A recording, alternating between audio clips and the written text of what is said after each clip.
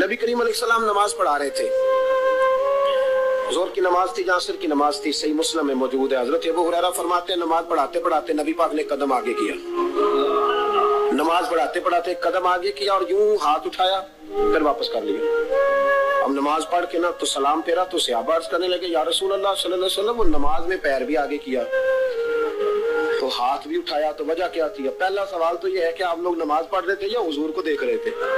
तो सहाबा तो पहले ही बताते हैं कि भाई हम तो पहली साफ में नमाज इसलिए पढ़ते थे कि नमाज भी होती रहती थी और चुपके चुपके महबूब की दीद भी होती रहती थी। हुजूर से पूछा या रसूल अल्लाह, वो नमाज पढ़ते पढ़ते कदम आगे बढ़ाया आपने तो फिर पीछे कर लिया, क्या था? और हाथ उठाया तो फिर आपने नीचे कर लिया। तो नबी करीम फरमाने लगे नमाज पढ़ाते पढ़ाते जब मैंने कहा ना समी अल्लाहु लिमन हमीदा, अचानक मेरी नजर उठी तो जन्नत में चली गई। नजर उठी तो जन्नत में, तेरे लिए 2-4 कदम अर्श बरी है। तो महबूब फरमाते हैं जब मेरी ऊपर नजर गई ना तो मैंने देखा कि अंगूरों का एक खोशा लटक रहा है जन्नत में, तो मैंने हाथ बढ़ाया कि तोड़ लूं। हुजूर खड़े हैं मस्जिद नबवी में और फरमाते हैं कि मैं यहाँ खड़े होके हाथ ऊंचा करूं तो मेरा जन्नत तक पहुंच जाता है।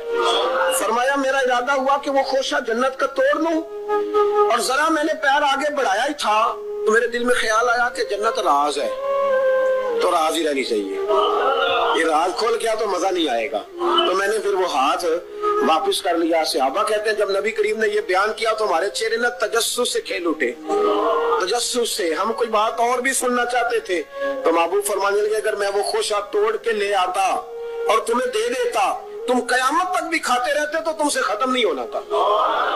ये सही मुस्लिम की हदीस है। ओ भाई, मेरे रसूल करीम के वाक़या में राज पे शिकवा करना, कहना समझ में नहीं आती कैसे गए थे, तो तू जो चाहे तो हर शब हो मिसाले शब असरा, इसलिए कि तेरे लिए 2-4 कदम